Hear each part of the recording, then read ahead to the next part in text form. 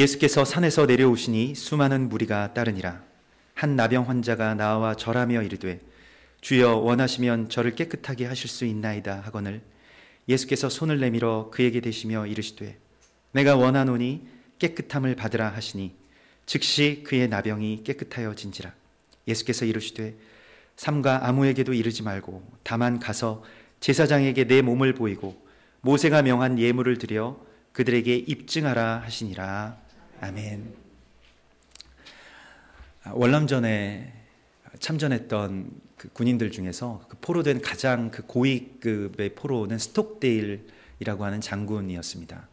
그는 월남전이 개전하자마자 그 전쟁에 참가하였다가 그 장군으로서 이제 포로가 돼서 무려 8년 동안이나 1967년에서부터 그 65년에서부터 73년까지 8년 동안이나 감옥에 갇혀서 그 전쟁 포로로 그곳에 수감되어 있었는데요. 그런데 이 월남전에서 살아남은, 그러니까 그 월남전의 전쟁 포로가 되었다가 살아남은 전쟁 포로들을 그 연구할 때에 이 중요하게 이제 그 거론되는 인물이 바로 이 스톡데일 장군입니다. 그는 8년 동안 그 감옥에 있는 다른 자신의 휘하의 그 병사들과 함께 거의 대부분을 생존시키면서 살아남았는데, 다른 그 월남의 포로들을 수감하였던 그 감옥의 그 군인들의 생존율보다 훨씬 더 월등한 생존율을 보였기 때문에 많은 학자들이 거기에서 과연 무슨 일이 있었는가에 대해서 연구하였습니다. 실제로 월남전에서 살아남은 그 부류들을 그래서 세 부류로 그렇게 분류하였는데, 가장 먼저 죽는 사람들을 심리적으로 분류하였을 때 가장 먼저 죽은 사람들을 바로 어떤 사람들이었을 것 같습니까? 여러분, 가장 먼저 죽은 사람들은 근거 없는 낙관론자들이었습니다. 근거 없이 이번 연말이 되면, 또 이번 크리스마스가 되면 우리를 월남에서 이렇게 놓아줄 것이다, 포로 교환이 있을 것이다, 뭐 그러한 아무런 어떤 근거가 없는데 자신들이 그렇게 된다고 그저 믿고 그 날만을 이제 기다리는 사람들이죠.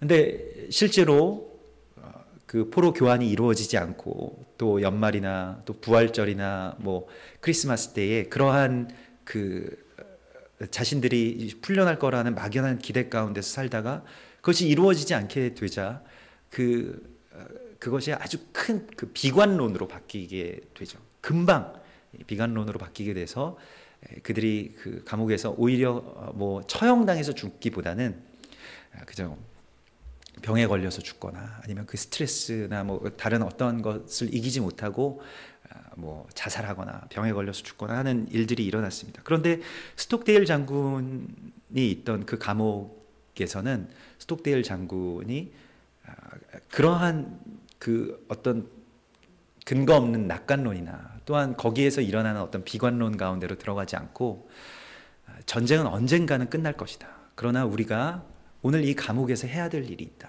그래서 감옥에서 그들이 자신들의 어떤 일과를 정하고 또 자신들의 삶 가운데 생존을 위해서 할 수 있는 일들, 계속해서 운동을 하고 또 계속해서 언젠가는 우리가 이 감옥에서 나가서 다시 이 월남군과 싸울 것을 대비하는 그러한 일들을 계속해서 그곳에서 해나갔다는 것입니다.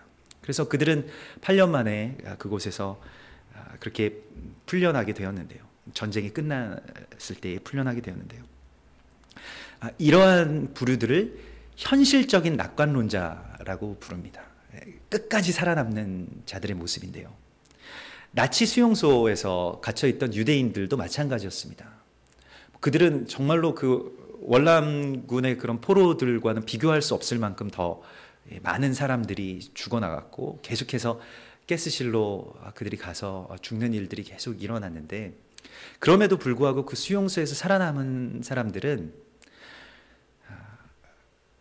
뭐 하루라도 그들의 삶을 아주 열심히 살아나갔던 사람들입니다. 그러니까 언제 죽을지 모른다, 그리고 뭐 언제든지 우리가 죽을 수 있다라는 어떤 그 비관론이나 아니면 곧 풀려날 것이라고 하는 어떤 낙관론 가운데 접어들지 않고, 그저 오늘 그 나에게 자란 어떤 수염을 내가 정말로 뭐 면도기가 지급되지는 않지만은 유리를 갈아서라도 자기의 수염을 깎고 또 물에 비친 자신의 모습을 계속해서 바라보면서 가꾸는 사람들이 끝까지 살아남는 경우가 많았다는 것입니다. 언젠가 예전에 소망교회 이제 은퇴하신 원로 목사님이신 곽선희 목사님이 군 시절을 이제 6.25 때 이제 군에 가셨었다는 얘기를 들었었는데요. 목회자 세미나 때 이런 말씀을 하십니다. 군대에 갔는데 처음에 뭐 한 80여 명 되는 중대원들이 계속해서 줄어서 나중에 거의 한 20명 정도까지 남는 정도로 이 전쟁통에서 많은 군인들이 죽어 나갔는데, 그런데 자기 중대에서 곽선희 목사님만 그냥 매일같이 영어 사전을 외웠다는 거예요. 한 장 한 장씩 찢어 나가서 보초 설 때나 뭐 어디에서나 틈만 나면 영어 사전을 외우는 일들을 계속해서 하셨다는 겁니다. 그래서 뭐 같은 부대원들이 그거 뭐하러 하냐고, 어차피 우리가 언제 죽을지 모르는데 그거 영어 사전을 왜 외우고 있느냐고, 지금 그럴 때냐고, 이 전쟁통에. 그러나 곽 목사님, 당신이 이제 생각할 때는 언젠가 전쟁이 끝나게 되면 내가 영어를 해서 공부를 해야 할 터인데, 그래서 목사가 되고 또 그렇게 외국으로 유학도 가야 할 터인데 그러면 영어를 하지 못하면 안 되겠다. 그래서 영어 공부를 했다는 거예요. 그리고 그 미래를 계속해서 준비했던 당신은 이제 끝까지 살아남았다는 것입니다. 많은 고생들을 하셨지만, 오늘 우리나라 또 우리 사회는 어느 지점 가운데 있을까요?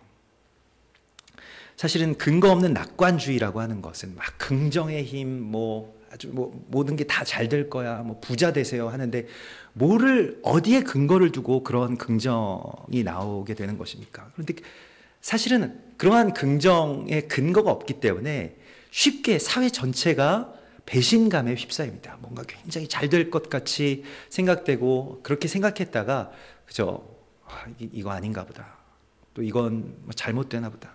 그래서 결국에는 근거 없는 낙관주의라는 것은 비관주의로 아주 쉽게 빠질 수밖에 없게 되는데, 우리나라가 꼭 그렇다는 것입니다. 시대에 대한 배신감, 뭐 정치인들에 대한 배신감, 정치뿐만이 아니라 뭐 종교, 사회 전반에 결국에는 긍정으로 막 시작하고 뭔가 잘 될 것이라는 생각이 있습니다만, 그러나 누구나 다 그런 생각 가운데서 출발하지만은, 그러나 결국에는 그것이 잘 되지 않았을 때 아주 쉽게 그 긍정이 무너질 수 있다는 것입니다. 아주 쉬운 그 부정으로 나갈 수 있는 그러한 불신, 또한 그러한 불안이 우리 사회를 지금 지탱하고 있는 것입니다.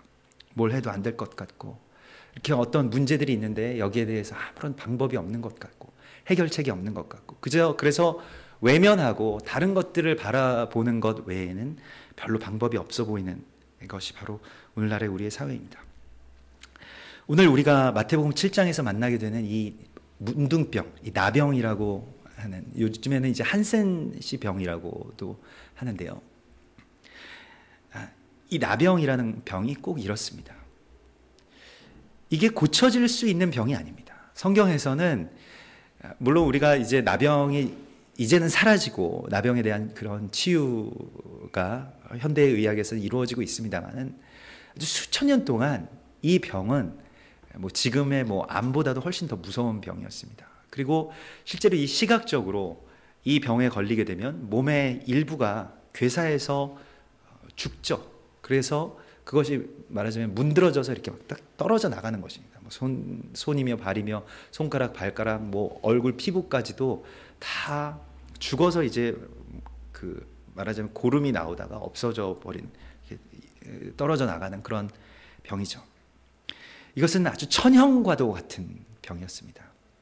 그냥 이 병에 걸리면 죽게 되는 것인데, 저주를 받은 사람들만이 걸린다는 그런 병이고, 죄 때문에 걸린다는 그런 병인데, 성문 밖으로 쫓겨나게 되고, 평생 동안 이스라엘 백성들 같은 경우에는 예배의 자리에 나오지 못하고, 또 길을 가다가도 저 멀리서 다른 사람들이 오면 부정하다, 부정하다, 나는 부정한 사람입니다 라고 외치면서 자기가 그 사람을 피해서 도망가야 되는 그러한 병이 바로 이 나병이었습니다. 그러나 이 병을 고칠 수 있는 병이 아님에도 불구하고 이 병이 신비한 이유는 그 성경에서는 가장 아주 중요한 병으로 이 병을 다루고 있습니다. 그래서 특별히 레위기에서는 그 레위기가 하나님께 드리는 어떤 예배에 대해서 아주 중요한 그러한 그 모세오경 중에서도 아주 중요한 규례가 담겨져 있는 책인데, 레위기에서도 아주 상당 부분, 그러니까 2장의 전체를 걸쳐서 이 나병에 대한 규례를 다루고 있습니다. 그러니까 문둥병, 어떻게 하면 문둥병에 걸리는 것이고 또 어떻게 하면 문둥병에 나은 것이다 라는 것에 대해서 아주 자세하게 다루어가고 있는데, 특별히 이 병이 아주 특별한 이유는 이 병에 대한 진단과 이 병에 대한 회복을 누가 담당하냐면 대제사장이 담당합니다. 굉장히 놀라운 것인데요. 왜냐하면 이 문둥병은 그 전염성이 아주 매우 강한 병이기 때문에 영문 밖으로 쫓겨나는 병이고, 그래서 사람들과 격리되고 예배의 자리에도 나오지 못하게 되는 병인데, 이 병에 대한 진단, 당신은 문둥병에 걸렸습니다 라는 시작과 이 병이 끝난 것, 그러니까 혹시 이 병이 치유되게 되면 문둥병에서 정결하게 되는 규례까지도 레위기에서 자세하게 다루고 있는데, 그것을 누가 담당하냐면 제사장이 담당합니다. 또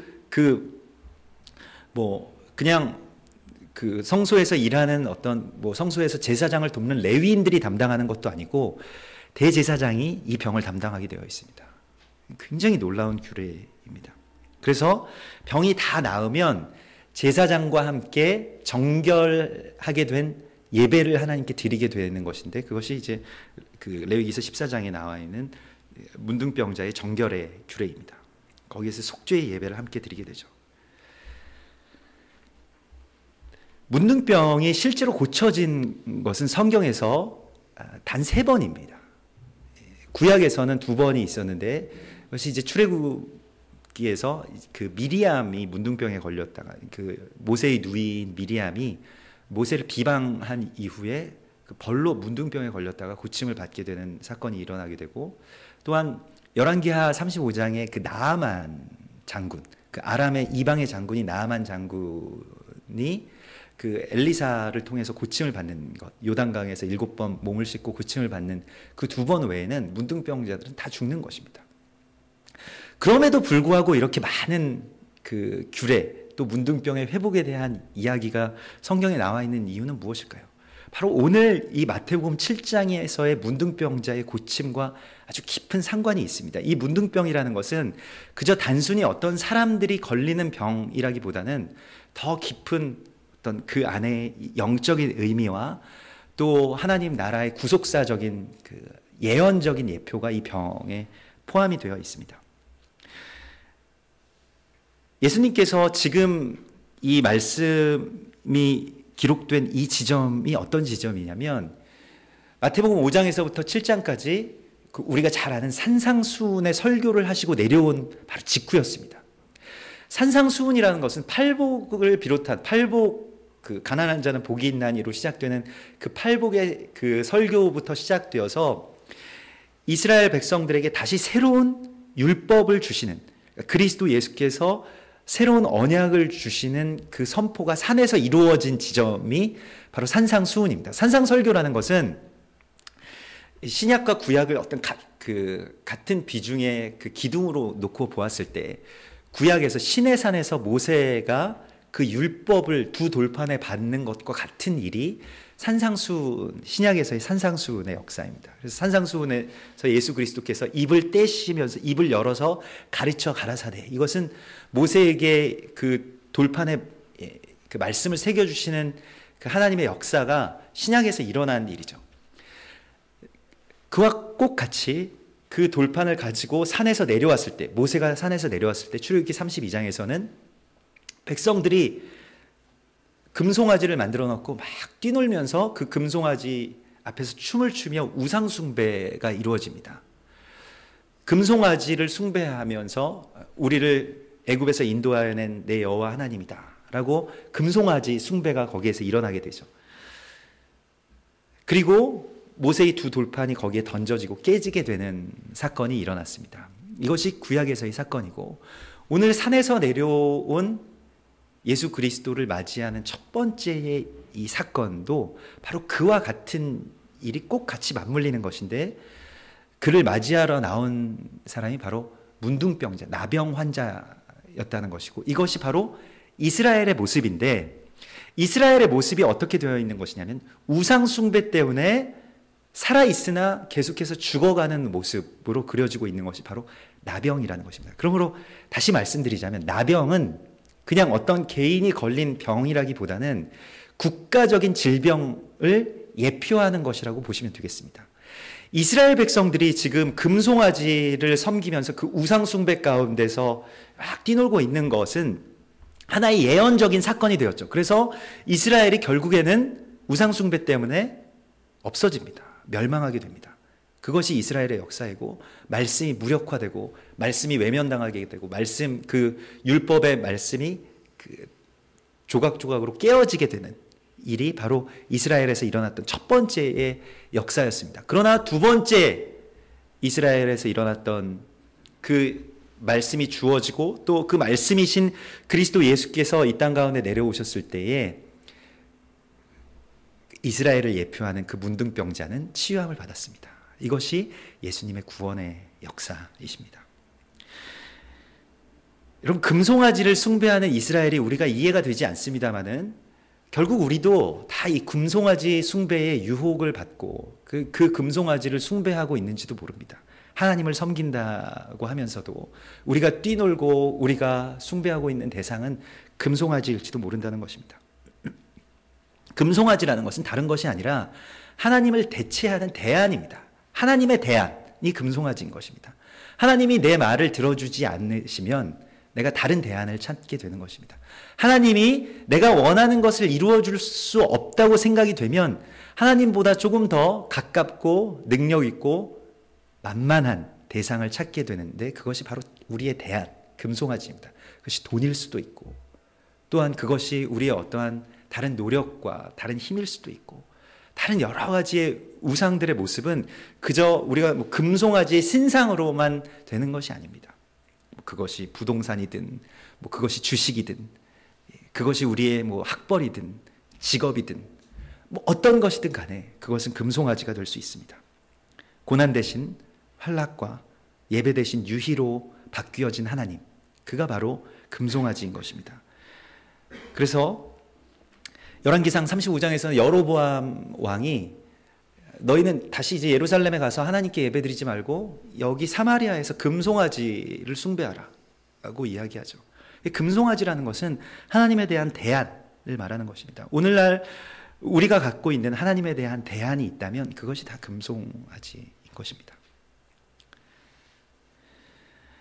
그 산에서 내려온 말씀이 처음으로 만난 그 지점은 꼭 같았습니다. 구약에서나 신약에서나 꼭 같이 그저 살아있으나 죽은 것과 같은, 예배를 드리지만 그러나 다른 것을 예배하면서 죽어가는 그런 나병 환자와 같은 모습, 나병에 걸려서 아주 치유되고 회복될 수 있는 가망이 전혀 없어 보이는 그러한 나라, 또 그러한 백성들을 하나님께서 만나게 됩니다. 바로 문둥병에 걸린 이스라엘의 모습입니다.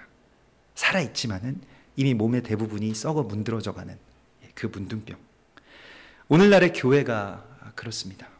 또 오늘날의 우리나라의 모습이 꼭 이와 같습니다.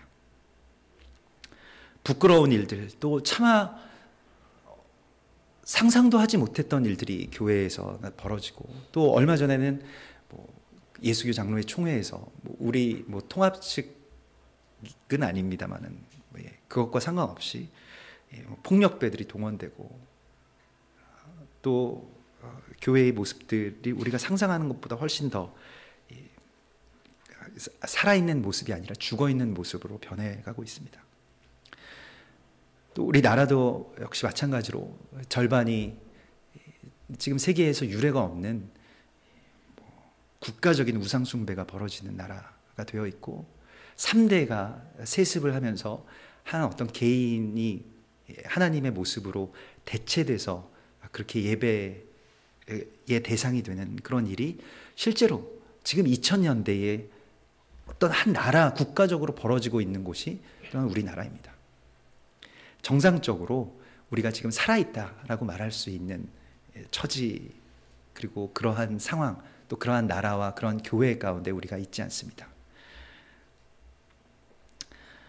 오늘 우리에게 가장 필요한 것은 무엇일까요? 오늘 우리에게 필요한 것은 우리가 바로 이 문둥병에 걸려서 죽어가고 있는 자임을 자각하는 것부터 필요한 것입니다. 그것이 하나님께서 지금 오늘 이 말씀을 우리 가운데 주신 이유입니다. 우리가 이 문둥병자임을 자각하는 데에서부터 하나님의 치유가 시작될 수가 있습니다. 그리스도 예수의 치유는 그저 가만히 있는 사람에게 주어지는 것이 아니에요. 오늘 주님께 찾아온 이 한 사람, 이 문둥병자와 같은 모습을 우리가 회복하지 못한다면 우리에게는 회복이 없습니다. 그냥 죽는 것입니다. 아니, 절반 이상이 벌써 죽어서 떨어져 나가서 죽어가고 있는 그런 모습 가운데서도 나는 이제 살아있기 때문에 내 나머지 팔, 다리는 그래도 멀쩡하지 않느냐. 그것이 멀쩡해질 수 있을까요? 성령께서 우리 안에 들어오시면 우리 가운데 곧바로 이에 대한 자각이 일어나게 됩니다. 나의 죽음에 대한, 나의 일정 부분에 대한 자각이 일어나게 되는데 이것을 바로 각성이라고 말하고, 다른 말로 이것을 부흥이라고 말하는 것입니다. 부흥이라는 것은 교회에 사람이 많이 들어차는 것이 부흥이 아닙니다. 모든 부흥 운동은 각성 운동에서부터 시작된 것입니다.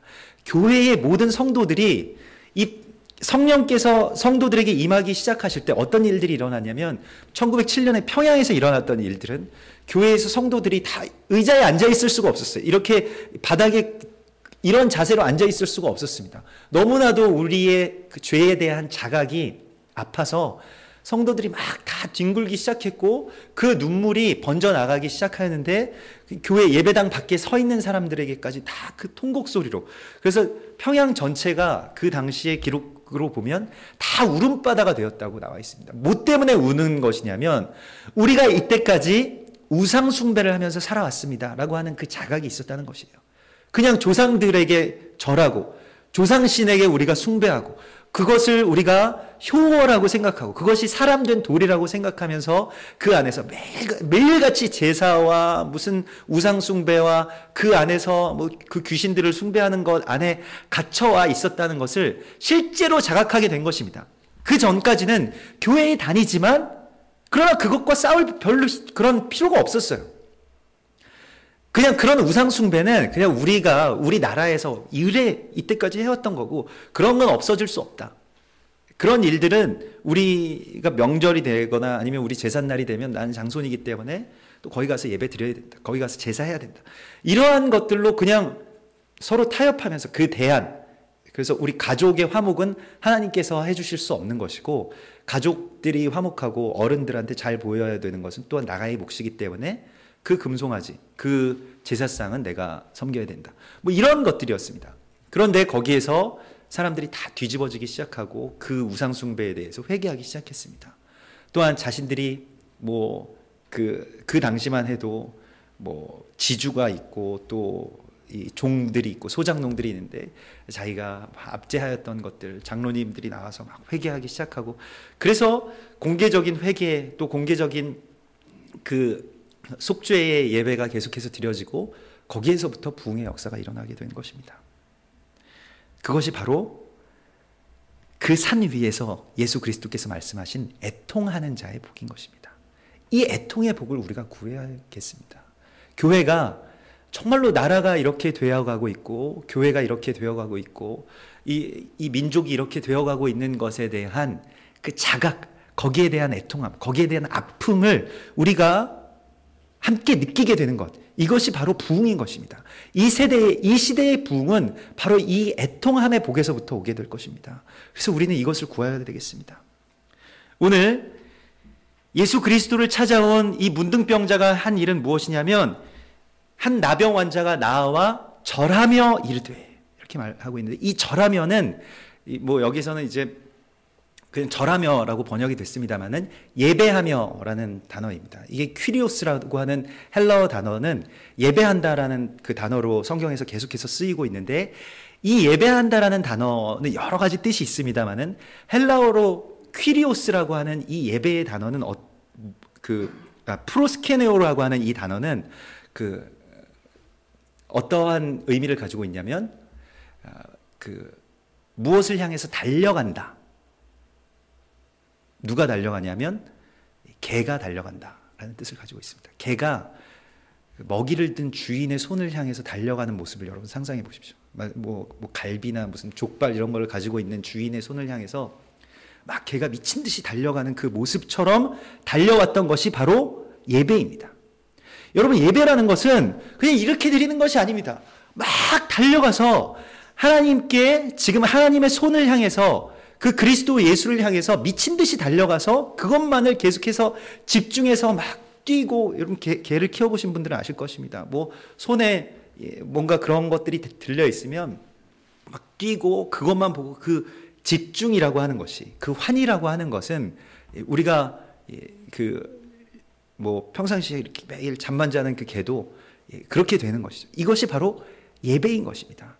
예배 가운데 이 가난함 또 이 달려감이 회복되지 않는다면 이것은 예배가 아닌 것입니다. 이 문둥병자는 지금 그리스도 예수께서 많이 나를 살려주실 수 있고 고쳐주실 수 있다는 것을 믿고 그를 기다렸기 때문에 여기에서 달려갈 수 있었습니다. 만약 내가 여기서 달려가지 못한다면 나는 죽는다라는 것을 그는 알았기 때문에 달려갈 수 있었습니다. 여러분, 수많은 무리가, 예수께서 내려오시니 수많은 무리가 예수님을 따르고 있습니다. 이것은 문둥병자가 이곳에 갈 수 없다는 것을 의미하는 것입니다. 문둥병자는 이 수많은 무리가 오게 되면 피해야 돼요. 나는 부정하다 하면서 도망가야 하지 맞습니다. 그러나 지금 이 문둥병자는 그 수많은 사람들을 돌파하면서 예수님께로 아주 일직선으로 달려가고 있습니다. 이것이 예배인 것입니다. 여러분, 이 예배의 간절함을 우리가 회복할 때에 우리 나라, 또 우리 민족, 또 이 열방의 회복이 우리 가운데 있을 줄을 믿습니다. 여러분, 우리는 이와 같이 달려가야 되겠습니다. 수많은 사람들이 예수를 둘러싸고, 물론 예배가 있고 오늘도 지금 이 시간에도 많은 예배들이 예수 그리스도를 둘러싼 많은 사람들을 통해서 예배가 일어나고 있을 것입니다. 그러나 주님께서 지금 만나시고자 하는 한 사람, 주님께서 찾으시는 지금 한 사람, 주님께서 지금 이 시대 가운데 수많은 군중들, 수많은 예배자들 가운데서 찾으시는 그 한 사람은 이와 같이 정말 개가 그 주인의 손을 향해서 달려가는 것과 같이 일직선으로 주님만을 바라보면서 달려오는 그 한 사람의 예배자를 찾으시는 것입니다.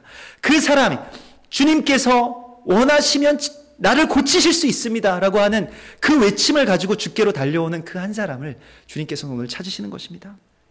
바로 이 나라와 이 교회의 주인이 주님이시고, 주님이 원하시면 고치실 수 있습니다 라고 기도하는 그 사람에게 자유와 소망, 거기에 회복의 역사가 있는 것입니다. 여러분, 이 문둥병자는 그곳까지 달려왔습니다마는, 그러나 그는 이렇게 기도했습니다. 주께서 원하시면 이라고 기도하였습니다. 주님, 내가 고침을 받기를 원합니다 라고 기도한 것이 아니라 주께서 원하시면 이라고 기도했다는 것은 아주 놀라운 것입니다. 이 문둥병자는 일생일대에 단 한 번의 기회, 정말로 세상의 수많은 문둥병자들도 갖지 못했던 그 한 번의 기회를 이곳에서 가졌을 것입니다. 그런데 여기에서 주님, 저를 고쳐주십시오 라고 기도하지 않고 주님, 원하시면 저를 고쳐줄 수 있습니다 라고 기도했다는 것은 이 문둥병자의 기도의 깊이가 어느 정도였는지를 우리에게 알게 하는데, 기도라는 것은 기본적으로 나의 원함을 하나님께 구하는 것이 아닙니다. 이것은 그 기도에 대한 가장 큰 오해이고, 예수님께서는 기도를 하는 데 있어서 이렇게 기도하는 자들은 이방인들이 구하는 기도자와 같다라고 말씀하셨어요. 그러니까 계속 내가 무엇을 먹을까, 무엇을 마실까, 무엇이 부족하기 때문에 주님 채워주십시오 라고 기도하는 것은 우리가 생각하는 기도의 전부이지만, 예수님이 이런 기도는 너희 할 필요가 없다라고 말씀하셨습니다. 그것은 하늘 아버지께서 다 알아서 해주실 것이다. 그러면 왜 우리가 쉬지 말고 기도해야 할까요? 무슨 기도를 해야 할까요? 기도라는 것은 나의 원함을 하나님께 아뢰는 것이 아닙니다. 기도라는 것은 주님의 원하심이 내게 부어지는 것입니다. 그때까지 기도하는 것입니다. 우리가 쉬지 않고 기도할 때에 주님께서 원하시는 주님의 마음이 내게 부어지게 되는데, 바로 이때에만 이러한 기도를 드릴 수 있습니다. 주님께서 원하시면 이라는 기도를 드릴 수가 있는 것입니다. 이것이 겟세마네의 예수 그리스도의 고백이고, 이것이 오늘 문둥병자의 고백인 것입니다. 여러분, 기도에서 중요한 것은 주님이 뭘 원하시는가 하는 것입니다. 주님이 지금 뭘 원하실까요? 기도의 목적은 이것을 아는 데에 있습니다. 그래서 주님께 계속해서 묻고, 주님, 제가 무엇을 기도하기를 원하시나요? 주님, 지금 이 시대에 내가 어떻게 살기를 원하십니까? 라고 여러분 기도하십시오. 나의 계획과 내가 어떻게 살기를 원하는데 하나님을 끌어들이지 마시고, 하나님이 기뻐하시는 일을 내가 기뻐하며 할 수 있는 그 마음을 달라고 기도하십시오. 우리가 기뻐하는 것을 주님이 하시도록 하는 기도는, 그것은 다른 종교에서 하는 기도라고 예수님께서 말씀하십니다. 다른 데서 하는 기도다. 우리가 해야 할 기도는 주님이 기뻐하시는 것이 지금 무엇인지, 주님의 원하심이 지금 무엇인지에 대해서 기도하는 것입니다. 이것이 순교자의 삶입니다. 순교라는 것은 나의 뜻을 죽이고 하나님의 뜻을 위해서 내가 살아가기로 결단하는 것이 순교인데, 이것은 비단 나의 목숨을 하나님께 드린다는 것도 궁극적으로 포함이 됩니다만은, 그러나 내 뜻대로 하지 마시고 아버지 뜻대로 하옵소서라는 그 고백에서부터 시작되는 것입니다. 기도는 여기에서부터 출발하는 것입니다. 우리의 기도는 아직 이 문둥병자의 기도에 미치지 못했습니다. 계속해서 주님, 나는 이것을 원합니다 라고 기도해왔습니다. 그러나 이제부터는 문둥병자의 기도처럼 주님 원하시면 이 일을 하실 수 있습니다 라고 우리가 기도해야 되겠습니다. 주님의 원함을, 주님이 무엇을 원하시는지, 주님이 무엇을 바라보고 계신지에 대해서 우리가 구하는 것, 그것이 기도의 본질인 것입니다. 이것이 순교자의 삶인 것입니다. 지금 주께서는 바로 이와 같은 경배와 또한 이와 같은 기도의 고백으로 주님을 맞이하러 달려올 자를, 그 한 사람을 찾고 계십니다. 다니엘은 가장 크고 고귀한 그 바벨론 왕국의 총리였습니다마는, 그러나 그는 끝까지 그 가난함을 유지했습니다. 그가 말년에 80세가 되었을 때에 나라를 위해서, 이스라엘을 위해서 21일 동안 금식하였던 것을 다니엘서는 기록하고 있습니다. 그가 젊은 시절에, 청년 때에, 힘 좋을 때, 뭐 며칠씩 굶어도 괜찮을 때에 금식했던 것이 아니에요. 그가 80세나 되는 그 노인 때에 그의 몸을 이끌고 금식했던 것입니다. 나라를 위해서, 이스라엘의 회복을 위해서 기도했던 것입니다. 에스더는 자신의 목숨을 걸고 죽으면 죽으리라고 나라를 위해서 3일 동안 물도 먹지 않고 기도했습니다. 그리고 나라를 구했습니다. 이제 우리는 예수님께서 행하신 그 명령을 우리가 이 시간 이루어야 될 것입니다. 예수님께서는 우리의 그 제사장에게 가서 너희의 몸을 보이라고 말씀하십니다. 몸이라는 것은 교회를 말씀하시는 것이죠. 공동체를 말씀하시는 것이죠. 회복된 교회의 모습, 한 마음으로 또 한 뜻으로 기도하며 제사장 앞에 나와서 간구하는, 예배하는, 그 속죄의 예배를 드리는 그 교회의 모습을 주님께서 오늘 우리 가운데 구하고 계십니다. 다시 이 땅의 예배의 회복, 또 이 땅의 회복을 위해서 기도하는 한 마음, 또 한 세 사람이 된 그 교회의 모습을 주님께 보여달라고 주님께서 말씀하십니다.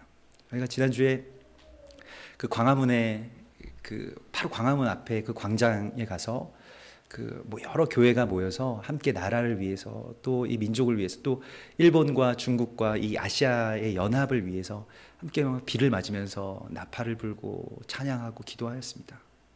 그래서 우리 나라가 정말로 이러한 기도의, 또 이러한 예배의 모습이 정말 회복되어야 되는 지점이구나 하는 것을 주님께서 우리 가운데 보여주셨습니다. 또 몇 년 전에 그 미국에서 그 국회의사당 앞에 더 콜이라는 집회를 간 적이 있었는데요. 나라의 그 아주 뭐 미국에 있는 수많은 젊은이들이 금식하면서 나라를 위해서, 또 그 국가와 또 정부를 위해서 기도하는 그 가난한 모습의 그 젊은이들의 모습을 보았습니다. 그 워싱턴의 그 국회의사당 앞에 큰 광장에서 가득 채우고 예배드리는 모습을 보게 되었는데요. 오늘 하나님께서 우리에게 보여달라고 하는 몸의 모습은 바로 이러한 모습입니다. 한 마음으로 주님 앞에 나아가서 정말 근심하며 애통해하며 주님 원하시면 우리를 고쳐주실 수 있습니다 라고 하는 이 기도의, 또 이 예배자의 모습, 이 가난하고 이 애통한 예배자의 모습을 주님께서 우리 가운데 찾으시는 것입니다. 오늘 이러한 주님의 마음이 우리 가운데 부어지고, 또 주님께로 정말 일직선으로 달려가는 이 예배자, 이 문둥병자와 같은 그러한 예배자의 모습이 우리 교회 안에, 내 안에 회복되기를 주의 이름으로 축원합니다. 같이 기도하겠습니다. 주님, 이 세상 가운데 정말 죽은 자의 모습, 일부의 그 죽어가는 모습들을 바라보는 그 문둥병자의 모습으로 우리가 주님 앞에 나아갑니다. 주님, 우리 안에 그 가난함, 그 간절함의 복을 허락하여 주시옵소서. 주님을 향해서 달려가는 자의 그 예배자의 모습을 우리 안에 회복하게 하시고, 또 나의 뜻이 아닌 아버지의 뜻대로 기도하며 또 간구하며 또 회개하는 그러한 주님의 교회, 주님의 몸된 지체들이 될 수 있도록 인도하여 주시옵소서. 주님, 이 나라와 이 민족을 주님만이 고치실 수 있습니다. 주님이 원하시면 고치실 수 있습니다. 그러나 우리가 금식하며 또 우리가 애통해하며 이 나라와 국가를 위해서 기도하는 주님의 교회, 주님의 몸이 될 수 있도록 인도하여 주시고, 주님 흘리시는 그 눈물을 우리가 함께 흘리는 주님의 사람들이 될 수 있도록 인도하여 주시옵소서. 주께서 우리를 통해서 이 땅과 또 이 민족과 이 열방의 회복을 이루어 주실 것을 믿습니다. 주님, 우리를 사용하여 주시옵소서. 거룩하신 예수 그리스도의 이름으로 기도드립니다.